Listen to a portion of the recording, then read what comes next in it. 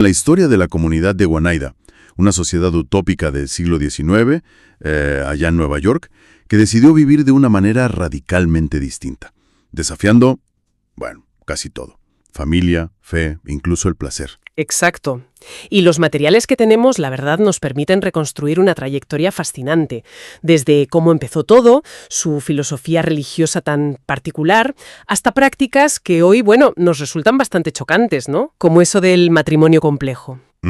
Y de ahí las fuentes nos llevan a una reflexión ya más teológica, más amplia sobre la idea del placer. Del placer como una forma de alabanza a Dios. Nuestra meta hoy es intentar desentrañar la lógica interna de esta gente, cómo funcionaba aquello en la práctica, qué creencias específicas les impulsaban y sobre todo cómo conectaron, o al menos cómo intentaron conectar, la búsqueda del gozo aquí en la tierra, algo que, a menudo se ve con sospecha en la religión, con su propia espiritualidad. Vamos a ver los detalles, su vida, su organización, incluso sus éxitos económicos que los tuvieron. Y lo situaremos todo en su contexto, claro. Veremos como una interpretación muy específica del cristianismo, eso que llamaron perfeccionismo, llevó a su fundador, John Humphrey Noyes, y a sus seguidores a creer que podían alcanzar la perfección espiritual aquí, en la tierra, creando una especie de cielo anticipado, digamos. Un cielo en la tierra. Sí. Y esto implicó una ruptura frontal con pilares sociales como la monogamia, la propiedad privada, todo esto en medio de un fervor religioso intensísimo en Estados Unidos, el segundo gran despertar. Vale, pues vamos a meternos en harina. Empecemos por el principio. Los orígenes, la filosofía de Oneida. John Humphrey Noyes funda la comunidad en 1848 y la base es el perfeccionismo. ¿Qué significa esto exactamente? ¿Qué dicen las fuentes? Pues, fundamentalmente, el perfeccionismo de Noyes sostenía que, después de una conversión religiosa auténtica, una persona podía liberarse completamente del pecado. En esta vida. Ya. En esta vida. ¿Eso ya es rompedor? Totalmente. Pero la idea que lo cambió todo, digamos, fue su convicción de que la segunda venida de Cristo no era algo futuro. Que ya había ocurrido. Perdona. Que ya había ocurrido. Sí. De forma espiritual, según él, en el año 70 después de Cristo, con la destrucción del Templo de Jerusalén. Ah, claro. ¿Y si la segunda venida ya había pasado? Eso abría una puerta increíble. Se podía establecer el reino de Dios en la tierra, ahora mismo. Exacto. No hacía falta esperar a morirse para alcanzar, digamos, un estado de perfección o de comunión con Dios. Precisamente, esa creencia en la posibilidad de la perfección aquí y ahora. Esa fue la justificación teológica para intentar construir una sociedad utópica radicalmente distinta. Si querían vivir como en el cielo, pero en la tierra, pues necesitaban una estructura social, comunal, que reflejara esa perfección, libre de las ataduras egoístas del mundo, como decían ellos. ¿Y parece que la idea caló? Pues sí, atrajo a bastante gente. La comunidad creció, ¿eh? Empezaron unos 87 y llegaron a ser más de 300 en su apogeo. E incluso fundaron comunidades satélite en otros sitios, como Connecticut, Nueva Jersey. Y esa estructura comunal, claro, implicaba prácticas sociales que, vistas hoy, son asombrosas. Hablemos del matrimonio complejo. Las fuentes lo describen no como un simple amor libre, sin más, ¿verdad? No, que va. Era un sistema muy regulado. En teoría, cada miembro adulto estaba, digamos, espiritualmente casado con todos los demás del sexo opuesto. Eso sí, siempre con consentimiento mutuo para las relaciones sexuales concretas. Pero la base era esa unión colectiva. Sí, y lo verdaderamente radical aquí, según se lee en los textos de Noyes, no es solo la práctica en sí, sino la justificación teológica que le daban. A ver. Veían la monogamia tradicional, con su énfasis en la posesión exclusiva, los celos, la veían como una manifestación de egoísmo. De pecado. Un obstáculo para crear una comunidad unida de verdad, desinteresada, un reflejo del amor divino, según ellos. O sea que no buscaban la licencia sexual por sí misma, sino que querían erradicar la posesividad. Para alcanzar un ideal comunitario más alto. Esa era la idea. Exactamente. Creían que compartir el afecto, la intimidad sexual, de forma regulada, fortalecería los lazos de toda la comunidad y la elevaría espiritualmente. Imagínate el contraste con la moral victoriana de la época. Era brutal. Y esto se extendía a todo, ¿no? A todo. La propiedad privada, por ejemplo, abolida. Todo era de todos. Y hasta la crianza de los hijos. También comunal. Sí, los niños eran responsabilidad de toda la comunidad. Había guarderías comunales. Buscaban minimizar los lazos egoístas, decían, entre padres e hijos biológicos. Madre mía. Y aquí las fuentes describen otra práctica que llama mucho la atención por su intensidad. La crítica mutua. Uf, sí, la crítica mutua. Eran sesiones regulares en las que un miembro se sentaba y el resto del grupo le comentaba abiertamente sus fallos de carácter, sus rasgos egoístas, indeseables. Abiertamente. Delante de todos. Sí. Supuestamente de forma constructiva, claro. El objetivo era ayudar a esa persona a alcanzar la perfección individual que buscaban como grupo. Suena a una presión social enorme, pero coherente con su meta final, supongo. Tenía que ser intensísimo, sin duda, pero encajaba en su lógica. Buscar la perfección individual y grupal por todos los medios. Imagina el choque cultural. Matrimonio complejo, crítica mutua, niños en común, todo frente a la rigidez, al puritanismo de fuera. ¿Y para que funcionara lo del matrimonio complejo sin consecuencias no deseadas? Exacto.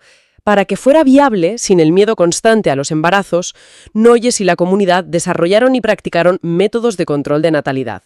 En concreto, una forma de coitus reservatus que llamaban continencia masculina. O sea que separaron conscientemente el placer sexual de la procreación. Sí, algo muy, muy avanzado para la época. Permitía la intimidad, el placer, sin la consecuencia casi inevitable entonces del embarazo. Y esto nos lleva a la vida cotidiana, porque las fuentes insisten en algo que podría sorprender. A pesar de ser una comunidad religiosa del 19, la vida en Guanaída no era de austeridad, no, sino de buscar el gozo, el deleite. Correcto. Organizaron su vida para dejar tiempo y espacio al desarrollo personal, espiritual, que para ellos incluía el disfrute. Las fuentes hablan de conciertos, de teatro, de debates filosóficos animados. Fomentaban la cultura. Muchísimo. El arte, la música, el estudio. Partían de la idea de que la felicidad, el crecimiento cultural de la gente era vital para la salud de su utopía. Y tenían medios para sostenerlo, porque tuvieron éxito económico, ¿verdad? Sí, notable además. Primero fabricando trampas de acero para animales, que se vendían muy bien. Y luego con la cubertería de plata de alta calidad. La famosa Guanaída Ltd. Esa misma. El negocio continuó mucho después de que la comuna se disolviera. Y ese éxito, claro, financiaba todo el experimento social. Incluso su hogar principal, la mansión Guanaída, dicen que es un reflejo de esa filosofía. Totalmente. La construyeron en fases, en gran parte ellos mismos, con ayuda de un arquitecto, Erastus Hamilton. Y el diseño estaba pensado para reforzar la vida comunal. Los espacios comunes eran el corazón de todo. Eran amplios, estaban bien equipados. He leído descripciones fascinantes. La sala de estar superior, de 2 pisos de altura, con balcones interiores, mobiliario cómodo, para charlar, para descansar juntos. Y la biblioteca. La biblioteca, con 3.300 volúmenes. Y lo interesante es que las fuentes subrayan que allí estudiaban juntos hombres y mujeres, latín, griego, álgebra, literatura, algo muy poco común entonces. El gran salón, ¿no? El centro social. El epicentro, sí. Se reunían casi todas las noches. Música, teatro, lecturas, los sermones de Noyes. Tenía un aire como de music hall victoriano, con su escenario, sus balcones, pero lo interesante es el contraste. ¿El contraste con qué? Con los dormitorios privados. Esos espacios comunes tan elaborados, tan pensados para la interacción, y luego los dormitorios eran, minúsculos. ¿Ah, sí? Muy pequeños, muy sencillos. Casi monacales. Muebles básicos, a menudo camas individuales. El mensaje era claro. La vida importante pasaba en común. La privacidad individual era secundaria. Tu cuarto era para dormir, punto. No un refugio personal ni un espacio familiar. Me entiendo. La arquitectura al servicio de la ideología. Y esa arquitectura fue cambiando, ¿no? Adoptando distintos estilos. Sí, fue evolucionando con la comunidad, reflejando su crecimiento, sus necesidades y también las modas de la época. Empezaron con un estilo italianizante, luego añadieron un ala en estilo Segundo Imperio francés para la guardería y más tarde la Casa Nueva en neogótico. Un complejo enorme que además tenía el reto diario de dar de comer a 300 personas. Uf, la logística debía ser tremenda. Bueno, entonces hemos visto una comunidad que busca la perfección aquí, que se organiza de forma radicalmente comunitaria y que sorprendentemente pone el gozo, el disfrute, en un lugar central. Y esto nos conecta directamente con la otra idea que exploran nuestras fuentes. Esa noción, con raíces teológicas más amplias, de que el placer puede ser una forma de alabanza a Dios. Exacto. Juanida lo vivió a su manera, extrema y controvertida, pero la idea de fondo tiene ecos en otras tradiciones, sí. ¿Cómo lo argumentan esas fuentes más teológicas? Pues se basan en varios textos bíblicos. Por ejemplo, citan el Salmo 16:11. En tu presencia hay plenitud de gozo, delicias a tu diestra para siempre. Presentan a Dios como la fuente última de todo gozo verdadero. También mencionan el Salmo 104, ¿verdad? El canto a la creación. Sí, la idea es que deleitarse en la belleza, en la bondad del mundo creado, la naturaleza, los animales, la comida rica, puede ser una forma de adorar al Creador de todo eso. ¿Y en el Nuevo Testamento? Pues recurren a la promesa de Jesús en Juan 15:11 de un gozo completo para quienes permanecen en él. Vinculan la alegría profunda a la relación con lo divino. Y la insistencia de Pablo, por ejemplo, en Filipenses 4:4, de regocijarse siempre en el Señor. O sea, buscar la alegría como mandato casi. Algo así. Incluso Apocalipsis 4:11, donde dice que todo fue creado por tu voluntad, o para tu placer, según traducciones, lo interpretan en el sentido de que nuestro gozo, si está bien orientado, refleja la gloria de Dios. Pero históricamente la teología cristiana ha sido bastante cauta con el placer, ¿no? A menudo se asocia más al pecado, a la tentación. Sin duda. Y las fuentes recogen esa tensión, claro.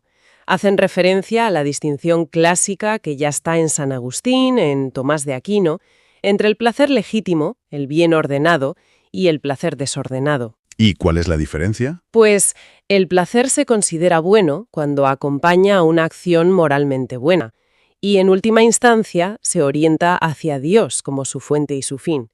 Agustín decía que el corazón humano está inquieto hasta que descansa en Dios, sugiriendo que los placeres de aquí abajo solo encuentran su sitio, su significado, cuando se integran en esa búsqueda mayor. O sea que la clave no es tanto negar el placer, sino su orientación. Lo disfruto como un fin en sí mismo, o como un regalo que me remite a algo más grande. Esa es la idea fundamental que transmiten. El placer santo, digamos, sería aquel que se vive con gratitud, con conciencia de que es un regalo divino, y que de alguna manera nos deja saborear un poquito la felicidad plena que se promete. No se trata de buscar el placer por el placer, eso sería desordenado, sino de recibirlo como un don que, si lo entiendes bien, puede acercarte a la fuente de todo bien. Y las fuentes van más allá de la teoría. Sugieren formas prácticas de cultivar esta visión del placer hoy el día, ¿no?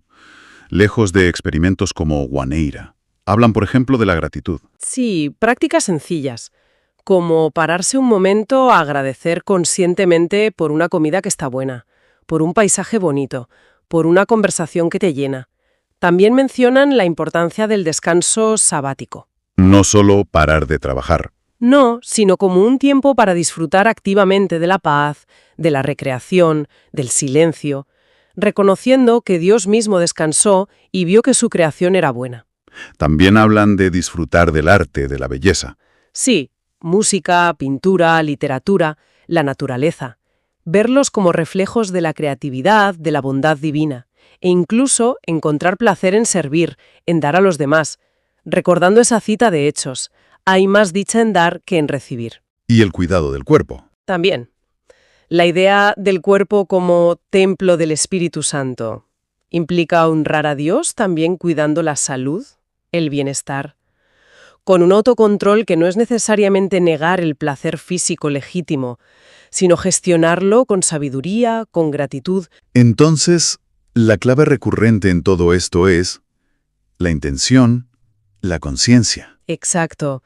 No es tanto el objeto del placer, sino la intención con que lo vibres. Elevar esa experiencia a una ofrenda de gratitud, reconociendo a Dios como el dador. Incluso se menciona el testimonio de gente que encuentra momentos de gozo o de consuelo espiritual en medio de situaciones muy duras, lo cual sugiere que este tipo de placer no depende solo de que las cosas vayan bien por fuera. Exactamente. Y aquí podemos volver a conectar, aunque sea sutilmente, con Juanida. Más allá de lo polémico de sus métodos, ellos intentaron vivir de forma radical, comunitaria, esa centralidad del gozo como parte integral de su fe.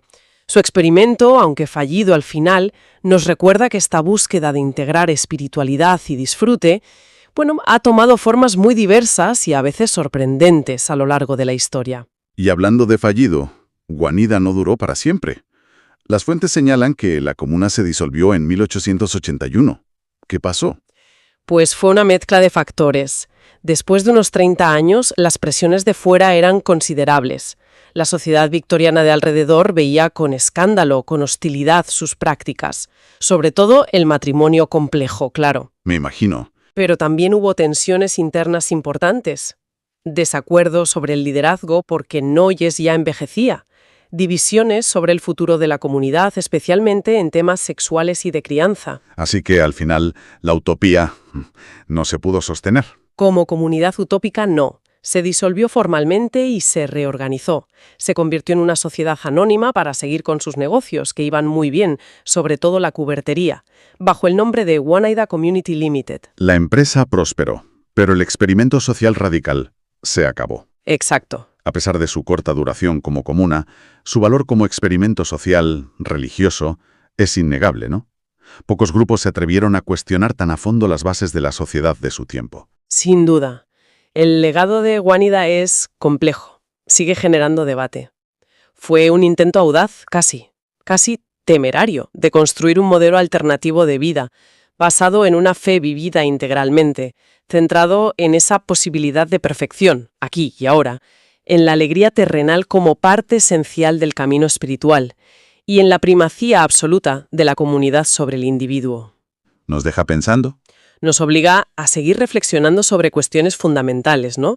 El equilibrio tan difícil entre libertad individual y exigencias del grupo, la tensión entre los ideales más altos y el pragmatismo del día a día, y las innumerables formas en que los humanos hemos intentado interpretar y vivir la espiritualidad. Hagamos un breve resumen de esta exploración. Hemos desgranado la estructura social tan particular, tan audaz de la comunidad de Oneida. Esa vida comunal intensa, el polémico matrimonio complejo, la crítica mutua, todo impulsado por su filosofía del perfeccionismo. Esa creencia en que se podía alcanzar un estado sin pecado, aquí mismo. Y desde ese caso histórico tan concreto, hemos saltado a la idea más general, que estaba en las fuentes teológicas que analizamos, que el propio placer, si se vive con gratitud, con consciencia, con una orientación a lo trascendente, puede convertirse en una forma de conexión espiritual, incluso de alabanza, un espectro que va desde la visión radical y comunitaria de Oneida hasta las prácticas más individuales, más cotidianas, de gratitud que se proponen. Entonces, ¿con qué nos quedamos al final de este análisis? ¿Cuál es la reflexión final? Quizás lo más fascinante que emerge de todo esto es la tensión. La tensión inherente que encarnó Oneida y que también está bajo la superficie en las reflexiones sobre placer y fe, es la tensión entre el ideal utópico y la realidad humana, ¿no? Entre libertad personal y cohesión del grupo, entre la doctrina y su aplicación práctica. Y tal vez una pregunta que queda flotando para quien nos escucha, inspirada en todo esto que hemos visto, ¿podría el simple acto de reenfocar conscientemente los pequeños placeres cotidianos, el sabor de la comida, la belleza del arte,